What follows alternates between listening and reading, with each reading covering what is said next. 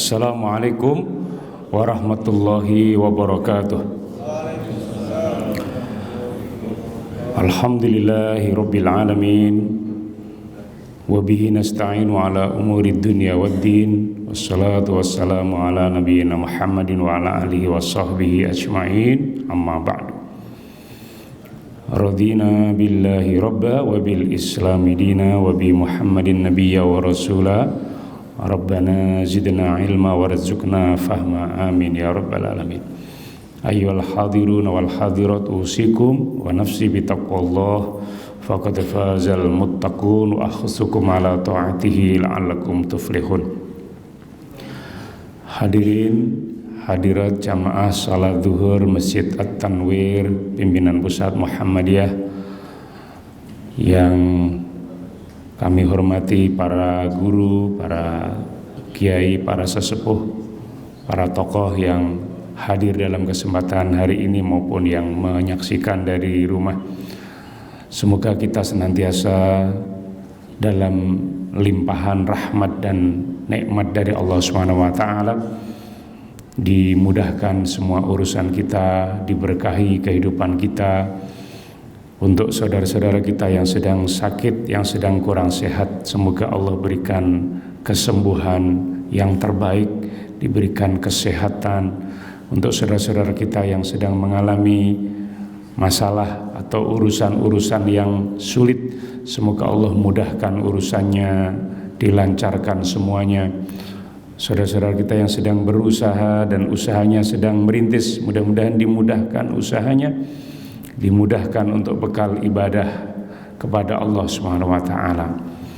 Untuk kita semua, keluarga kita yang punya anak-anak, cucu-cucu yang sedang sekolah, yang sedang mondok, yang sedang kuliah, semoga Allah mudahkan urusan anak cucu kita yang sedang kuliah, yang sedang mondok, yang sedang sekolah, dilancarkan mendapatkan ilmu yang manfaat, ilmu yang barokah, menjadi kader-kader masa depan yang soleh dan solehah. Amin ya rabbal alamin. Hadirin yang dirahmati oleh Allah, kita akan melanjutkan pembahasan kita di halaman yang ke-8. Ini kalau tidak salah catatan saya di halaman ke-8, di nasihat yang ke-29,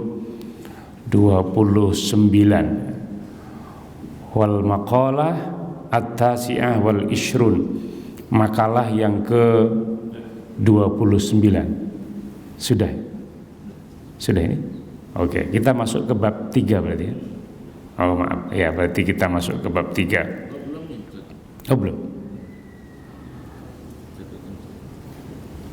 Oke, kalau belum kita bahas, kalau sudah kita lanjut ke bab 3.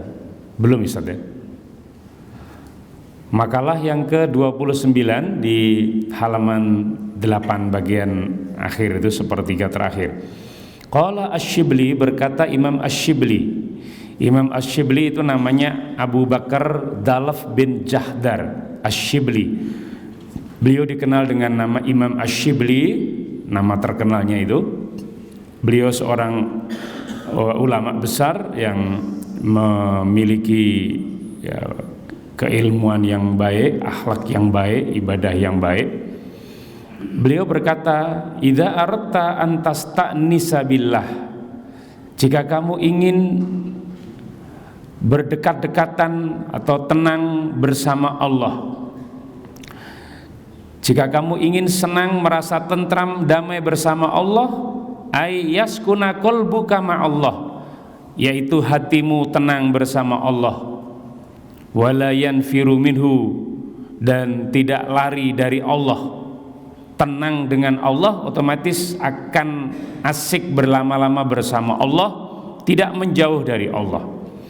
Fastauhish min nafsika, maka kendalikan nafsumu, kendalikan hawa nafsumu. Dengan kita mengendalikan hawa nafsu, maka kita bisa berasyik dengan Allah, kita bisa berdamai, berbahagia, tentram bersama Allah. Karena yang menghalangi hubungan dengan Allah itu adalah hawa nafsu keserakahan, ketamakan, kecintaan duniawi yang berlebihan sehingga membuat orang itu menjauh dari Allah.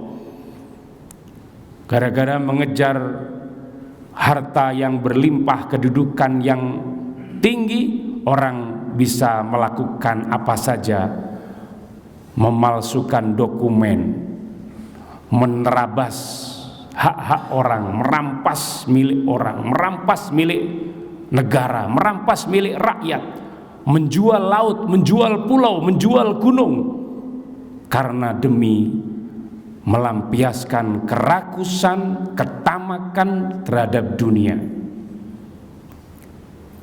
Dan itu tidak membuat orang itu bisa tenang dalam hidupnya. Sepanjang hidupnya dia akan dihantui dengan kegelisahan, dengan kegamangan, dengan penderitaan, ya, penderitaan karena ulahnya sendiri. Orang tidak bisa tidur nyaman karena terbayang-bayang olehnya. Tiba-tiba KPK datang memborgol tangannya, dia terngiang-ngiang, tiba-tiba polisi datang mengepung rumahnya, memberikan garis polisi di dalam kantornya, karena dia memperturutkan hawa nafsu, keserakahan, ketamakan, dan lain-lain. Makanya Imam Asy-Syibli mengingatkan, kendalikan nafsumu, ai faqta mawadati nafsik, ya, kendalikan nafsu, kecintaan terhadap nafsumu, ya, ini hawa nafsu yang berlebihan, yang tidak terkontrol. Su'ila Asy-Syibli, Imam Asy-Syibli ditanya ba'da mautihi, ketika sesudah matinya, an halihi fil manam, dalam tidur. Jadi Imam Asy-Syibli ini tidur, dalam tidurnya itu dia mimpi sudah mati. Ketika dalam mimpinya dia sudah mati, dia itu berdialog dengan Allah. Faqala, qala Allahu li, Allah berkata kepadaku, ya Aba Bakar, wahai Abu Bakar, maksudnya Asy-Syibli, wahai Asy-Syibli. Ini Allah bertanya kepada dirinya dalam mimpinya. Dalam mimpinya Imam Asy-Syibli mimpi mati, lalu di mimpi itu digambarkan bahwa Allah bertanya kepadanya, atadri bima ghafartu laka, wahai Syibli, tahukah kamu sebab apa aku mengampuni kamu? Fakultu, aku menjawab, bisolihi amali, ya Allah, mungkin karena amalanku ada sedikit yang baik-baik. Bisolihi amali, karena solehnya amalku, mungkin. Qala, Allah menjawab, la, tidak, bukan. Qultu, aku berkata, bi ikhlasi ubudiyati, oh ya Allah, mungkin karena aku ibadah ikhlas, ikhlasnya ibadahku. Qala la, Allah berkata, la, tidak, bukan itu. Qultu, lalu aku berkata, bihaji wa shaumi wa sholati, oh ya Allah, mungkin karena hajiku, mungkin karena puasaku, mungkin karena sholatku. Qala la, Allah berkata, tidak. Qultu, lalu aku berkata, bihijrati lissolihin, karena aku berhijrah, bergaul dengan orang-orang soleh, berhijrah untuk bertemu dengan orang-orang soleh. Kadang kita ini mau jadi baik, tapi lingkungan kita ini tidak baik. Kita pengen jadi soleh, tapi perkumpulan kita ini orang-orang yang nggak soleh, menghambat kita menjadi orang soleh. Kita mau rajin ke masjid, tapi teman-teman kita itu tidak suka ke masjid, maka itu menghambat. Jadi Imam Asy-Syibli mengatakan, oh mungkin karena aku berhijrah menuju orang-orang soleh, bertemu dengan orang-orang soleh, wali thalabil ilmi, dan juga untuk mencari ilmu. Qala, Allah menjawab, la, tidak. Qultu, lalu aku berkata, ilahi, wahai Tuhanku, fabima, lalu karena apa ya Allah? Kenapa engkau ampuni ya Allah? Sebab apa engkau ampuni ya Allah? Faqala Allah berfirman dalam mimpi itu, Allah mengatakan, atadhkuru, wahai Shibli, apakah kamu ingat hina kunta tamshi, ketika kamu berjalan fi darbi Baghdad, di pinggiran kota Baghdad, di pelosok Baghdad, di pinggiran Baghdad, fawajadta hirratan saghiratan, lalu kamu menemukan ada seekor kucing yang kecil, qad ad'afahal baradu, kucing itu sungguh sangat kedinginan, sangat dingin. Kucing kecil kedinginan, mungkin kena angin, kena gerimis, kena hujan. Wahia tanzawi min syiddatihi, dan dia mengeong atau merengek-rengek karena sangat dingin, mungkin gemetaran, sangat dingin. Fa'akhadtaha, lalu engkau mengambil kucing itu, rahmatan laha, karena kamu menyayangi, kasihan kepada kucing itu, kamu selamatkan kucing itu.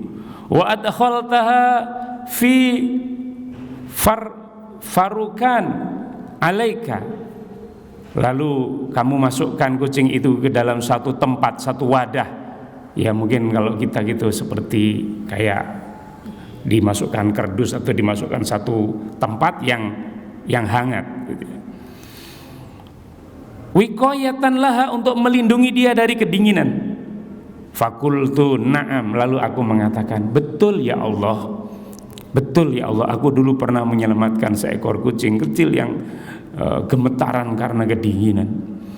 Faqala, lalu Allah berkata, birahmatika litilkal hirrati rahimtuka, karena kasih sayangmu kepada kucing kecil itu, maka aku menyayangimu, aku merahmatimu, aku mengampunimu.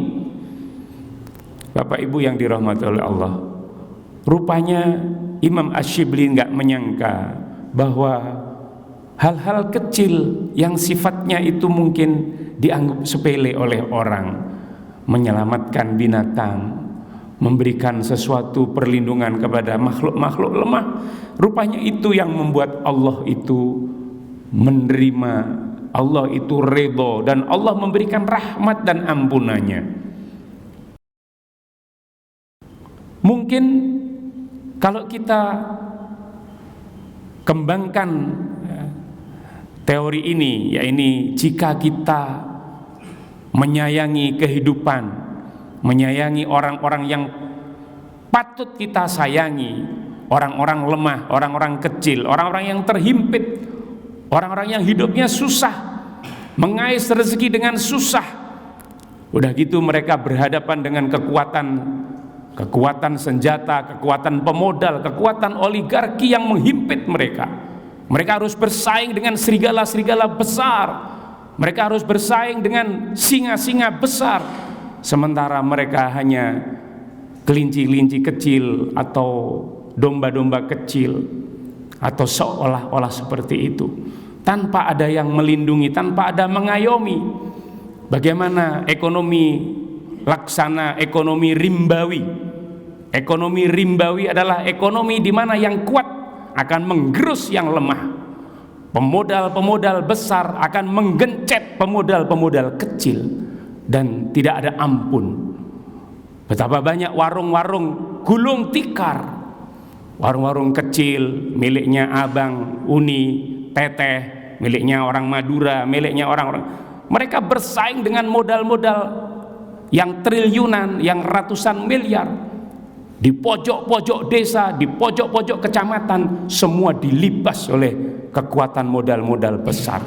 Setiap hari kita saksikan warung gulung tikar, mereka punya karyawan 2 atau 3 karyawan, dan karyawan mereka nganggur kemudian. Ini tidak ada perlindungan. Siapa yang melindungi? Kalau mereka minta perlindungan kepada kementerian A, kementerian B, pasti dia akan dibilang, oh silahkan cari perlindungan ke kantor sebelah, ke tempat sebelah. Tidak ada yang melindungi mereka. Satu-satunya yang melindungi mereka adalah Allah Subhanahu wa ta'ala. Mereka hanya berpasrah kepada Allah, karena betapa kuatnya persaingan zaman sekarang ini. Maka untung Muhammadiyah punya majelis pemberdayaan umat, punya majelis kesejahteraan sosial, punya majelis pendidikan dasar yang bisa mengayomi mereka yang nggak mampu untuk bisa sekolah di sekolah Muhammadiyah. Masih punya kampus-kampus yang memberikan beasiswa bagi warga-warga yang kurang mampu. Untung masih ada pertahanan Muhammadiyah, dan kita berharap Muhammadiyah kita ini langgeng, jaya, dan punya kader yang banyak yang bisa menyelamatkan kehidupan bangsa kita ke depan. Karena memang sekarang ini kita dihantui dengan madesu, masa depan suram, sehingga banyak anak-anak muda bilang, udah kita pindah saja gitu. Tapi kalau kita pindah, negara ini akan diambil orang. Kalau kita kabur, maka negara ini dicaplok orang. Makin mudah mereka mencaplok negara ini. Maka mau tidak mau, sulit atau ringan, jaga negara ini, pertahankan negara ini sesulit apapun. Kalau bisa zaman kita selamatkan. Kalau belum bisa, zaman anak kita. Kalau belum bisa, anak cucu kita. Tapi kita harus tetap berprinsip untuk menyelamatkan negara, amanah dari para pendiri negara ini, para pahlawan. Salah satunya adalah Kiai Haji Ahmad Dahlan, Kiai Haji Hashim Asy'ari, Ki Bagus Hadikusumo, yang dari lembaga-lembaga lain, ormas-ormas lain. Para pahlawan-pahlawan ini mereka berkorban, rela memperjuangkan segenap jiwa raga mereka, harta mereka untuk memerdekakan bangsa ini. Maka kita tidak boleh mundur selangkah pun. Mari kita jaga negara ini gitu ya. Ini pesan yang bisa kita ambil dari inspirasi dari Imam Asy-Syibli. Jadi menyelamatkan kehidupan, kalau menyelamatkan seekor kucing saja itu membuat Allah ridho. Maka bagaimana dengan menyelamatkan kaum fakir miskin yang hidupnya di ujung tanduk, yang tanahnya mau digusur, yang rumahnya mau dihancurkan, yang sawahnya direbut oleh orang-orang bersenjata dan orang-orang yang beruang. Mudah-mudahan Muhammadiyah diberikan energi oleh Allah terus untuk bisa mendampingi masyarakat, mendampingi umat, mendampingi bangsa ini untuk mendapatkan kehidupan yang lebih baik, keadilan, kesejahteraan, kemakmuran bersama yang dirasakan oleh segenap anak bangsa, anak negeri ini. Wal maqalah as-salasun, makalah yang ke-30. Qala Asy-Syibli, berkata Imam Asy-Syibli, lau dzuktum halawatal wuslah, kalau kamu merasakan manisnya bersambung kepada Allah, ai al-qurba ma'allah, yaitu indahnya berdekat-dekat bersama Allah. Kalau kita sudah merasakan enaknya bersama Allah, dekat bersama Allah itu indah, la'araftum mararatal qati'ah, pasti kamu akan mengetahui pahitnya berpisah dari Allah. Kalau kita sudah merasakan enaknya sholat, pasti kita akan merasakan pahitnya tidak mau sholat, meninggalkan sholat. Kalau kita sudah merasakan manisnya melaksanakan ibadah kepada Allah, ketaatan kepada Allah, maka kita pasti akan bisa membayangkan betapa orang yang jauh dari Allah itu tersiksa hidupnya. Betapa orang yang jauh dari kekasihnya itu akan tersiksa. Dan kekasih kita yang sejati adalah Allah. Allah lah yang paling mencintai kita, Allah lah yang paling mengetahui kita, Allah lah yang paling mengerti kebutuhan kita. Dan Allah pula tentu yang menjaga, melindungi kita, mengayomi kita, menolong kita di saat-saat sulit, terutama di saat-saat yang berat. kita tetap bergantung kepada Allah, memohon kepada Allah, berharap kepada Allah. Sesulit apapun bangsa negara kita, masih ada bangsa-bangsa lain yang lebih sulit dibanding kita. Mari kita tetap terus memikirkan bagaimana caranya membangun negara ini menjadi negara yang baldatun thayyibatun wa rabbun ghafur. Walaupun banyak orang-orang yang mengkhianati negeri ini, walaupun banyak orang-orang yang ingin mencuri kekayaan negeri ini, mau memperkosa negeri ini, menjual negeri ini dengan harga yang murah, tetapi yakinlah banyak anak-anak negeri yang mencintai negeri ini dan berusaha untuk menyelamatkan negeri ini dari kekandasan, dari ketenggelaman, dari menjadi negeri yang gagal. Jangan sampai negeri kita menjadi negeri yang gagal, failure state, negeri yang bangkrut. Jangan sampai. Maka apa yang bisa kita lakukan untuk menyelamatkan negeri kita? Wa kana min du'aihi sallallahu alaihi wasallam,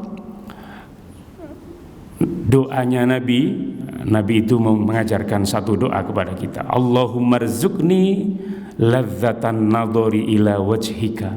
Ya Allah, berikanlah aku rezeki. Rezeki apa? Rezeki berupa kelezatan memandang wajahmu ya Allah, wajahmu yang mulia. Wasyauqa ila liqaika, dan berikanlah aku rezeki untuk selalu rindu berjumpa denganmu ya Allah. Baik berjumpa dalam sholat, berjumpa dalam zikir, berjumpa dalam ketaatan tentunya, dan pada akhirnya berjumpa dalam kasih sayang Allah, rahmat Allah, ampunan Allah, surganya Allah. Amin ya rabbal alamin. Bapak Ibu yang dirahmati oleh Allah, kita masih ada sedikit waktu, kita lanjutkan di bab yang ketiga, bab as-sulasi, bab yang ketiga. Wa fihi khamsun wa khamsuna mau'idatan. Di dalam bab ini ada 55 nasihat. Sab'atu akhbar, ada 7 berupa hadis, wal baqi asar, dan sisanya adalah asar. Asar itu adalah pernyataan para sahabat atau pernyataan para tabi'in. Al-maqalah al-ula, makalah yang pertama, nasihat yang pertama. Ruwiya anin Nabi sallallahu alaihi wasallam, diriwayatkan dari Nabi sallallahu alaihi wasallam, annahu qala, bahwasanya Nabi bersabda, man, siapa saja asbaha, memasuki pagi, dakhala fi waqti sabah, yaitu memasuki waktu subuh, wa huwa yashku, sedangkan dia mengeluh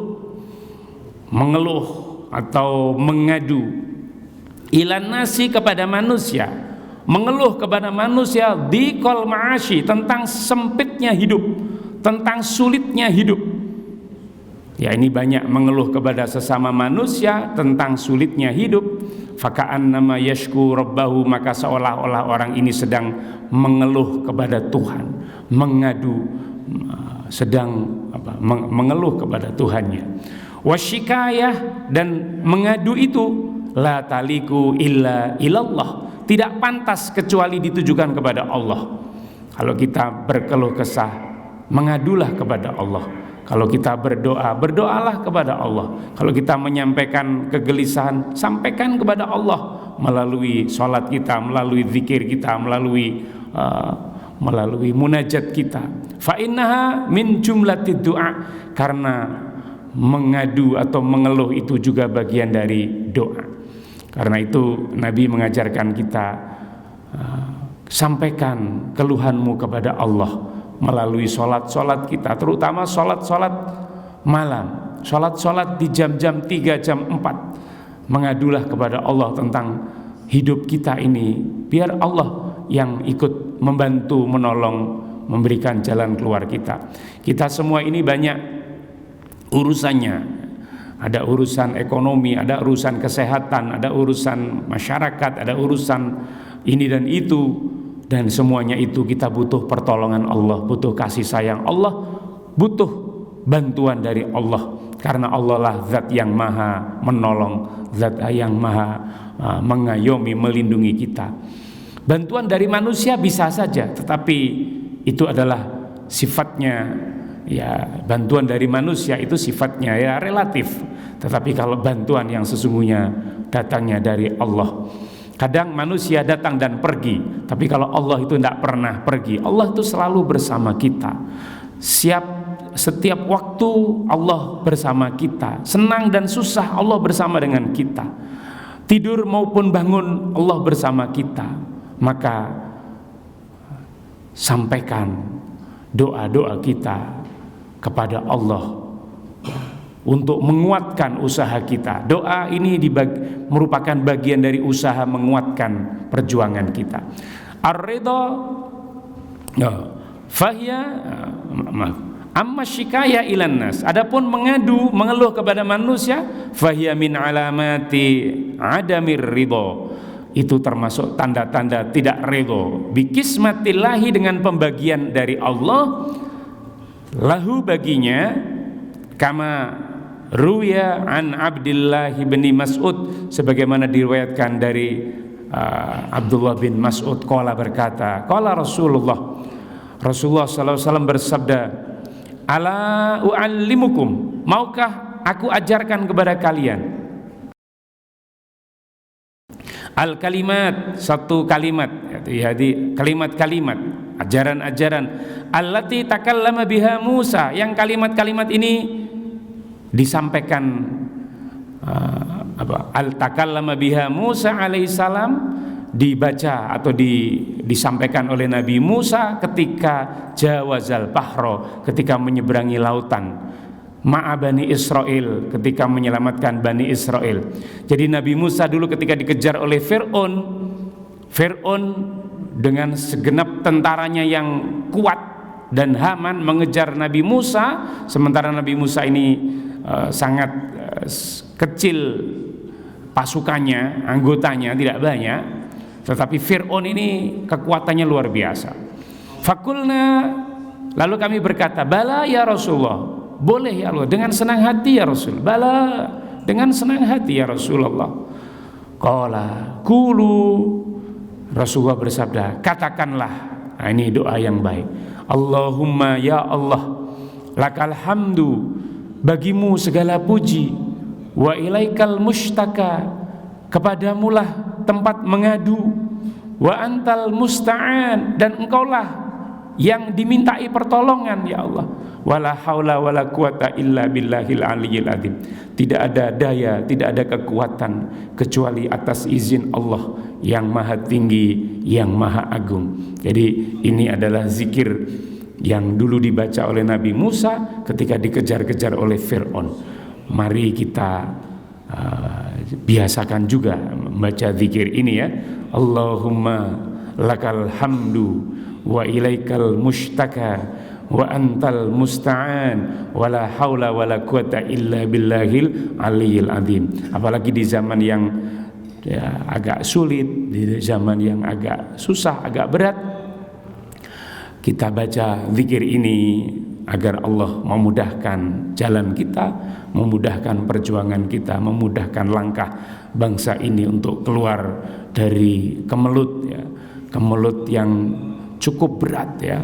Hutang kita makin berat, dolar kita makin tak terkejar gitu ya, harga emas di atas 2 juta dan lain-lain gitu ya. Sementara ya riak-riak sudah mulai terdengar ya, di Jogja, di mana-mana gitu ya, sudah mulai ya.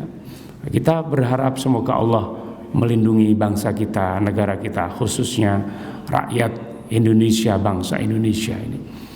Qala al-A'mas, berkata Imam al-A'mash, fama taraktuhunna, maka sejak itu aku tidak pernah meninggalkan zikir yang diajarkan oleh Rasulullah ini.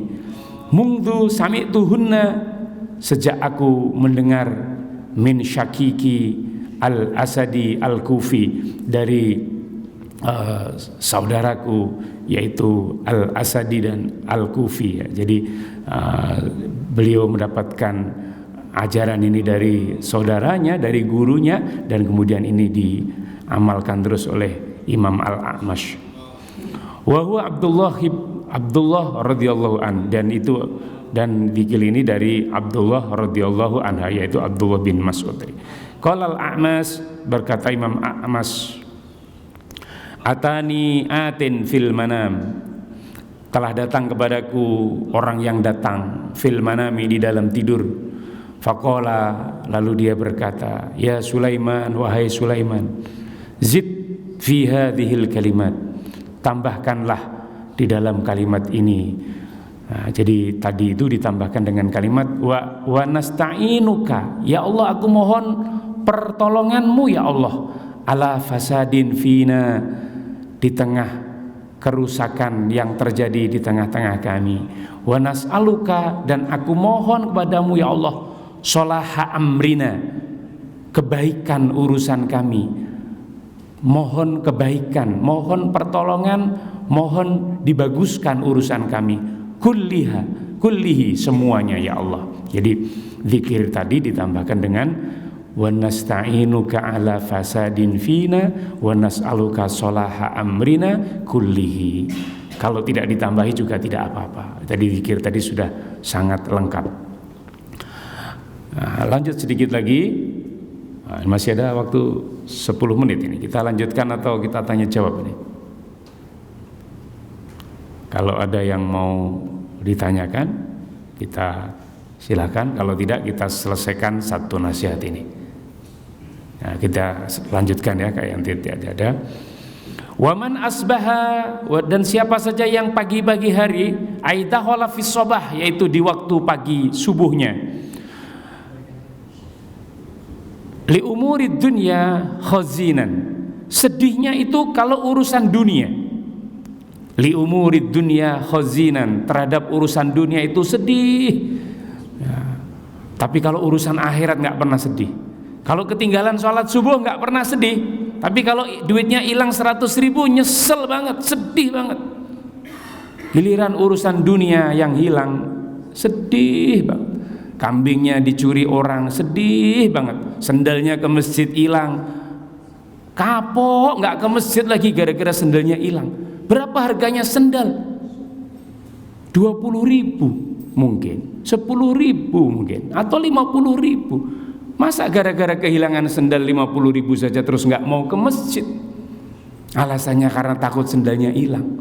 Lebih baik sendal kita hilang tapi kita rajin ke masjid, daripada kita nggak pernah kehilangan sendal karena sendal kita nggak pernah nganterin kita ke masjid. Ini patut untuk menjadi renungan kita, wabil khusus anak-anak muda kita ya, anak-anak muda kita. Jangan kita berani manjat gunung tinggi-tinggi, tapi manjat Masjid At-Tanwir lantai 2 saja nggak kuat. Gunung Salak dipanjat, Gunung Merapi dipanjat, Gunung Merbabu dipanjat. Masjid lantai 2 saja tidak mau manjat. Alasannya capek, berat, lelah, takut sendal hilang, takut sepatu hilang, dan lain-lain. Padahal kalau urusan dunia kita ya jangan terlalu sedih-sedih banget. Ya sedih yang wajar saja, tapi jangan terlalu sedih. Nanti kita berarti hati kita ini terpatri dengan dunia, sehingga urusan dunia membuat kita menghalangi kepada urusan akhirat.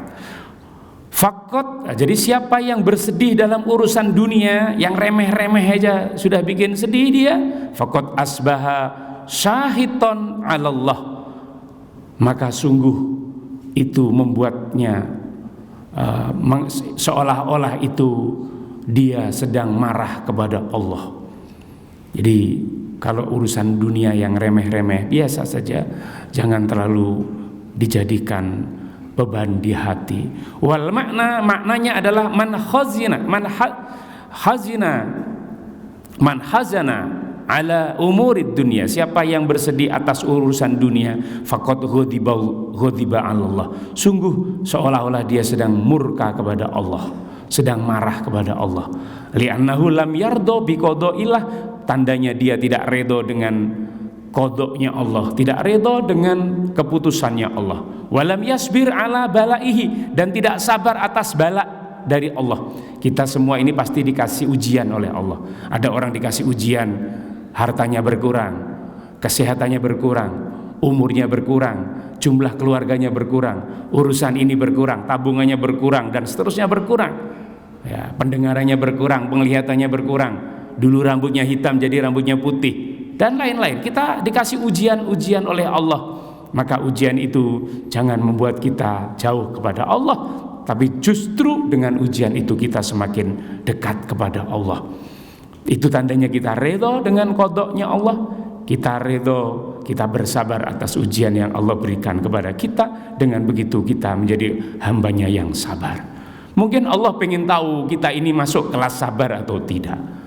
Dengan dikasih ujian-ujian itu, Allah ingin menyaksikan, oh ya hambaku ini sabar, aku kasih ujian ini dia sabar, aku kasih ujian ini dia sabar, maka aku naikkan kelasnya dia, naikkan derajatnya dia, karena telah menjalani kesabaran. Walam yu'min biqadarihi, itu tandanya dia tidak beriman. Orang yang tidak redho tadi itu tandanya dia tidak beriman dengan kadar. Li'anna kullama waqa'a fid dunya, karena semua yang terjadi di dunia ini fahuwa biqadaillah, itu semua atas qadanya Allah, wa qadarihi, dan qadarnya Allah. Dan yang terakhir, waman tawadha'a li ghaniyyin liginahu, siapa yang merendah-rendahkan hatinya, merendah-rendahkan dirinya di hadapan orang kaya karena kekayaan orang itu, faqad dzahaba sulusa dinihi, maka sungguh telah hilang 2/3 agamanya. Maksudnya apa? Jangan kita menunduk-nundukkan diri kita di hadapan orang kaya karena kekayaannya, karena itu akan mengurangi agama kita, mengurangi derajat keagamaan kita, hilang menjadi tinggal 1/3 saja. Li'anna syariah ayyakuna ta'dhimun nas li ajli sholahi, karena menurut syariat kita menghormati orang karena kesolehannya, karena amalnya yang baik, bukan karena hartanya. Duna ta'dhim li ajli malihi, bukan karena hartanya, bukan karena kedudukannya, bukan karena keduniaannya. Fa inna man akramal mal ahanal ilm wassalah, siapa yang mendewa-dewakan harta, sesungguhnya dia telah merendahkan ilmu dan merendahkan kebaikan.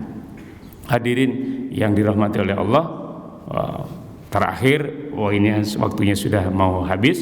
Qala Sayyidi Abdul Qadir Al-Jilani, berkata Sayyid Abdul Qadir Jailani, qaddasa sirrohu, semoga Allah mensucikan sirrohu, wa la budda likulli mu'min, wajib bagi setiap orang mukmin, fi sairi ahwalihi, di dalam setiap keadaannya, min salasati asya, dalam 3 hal ini, amrun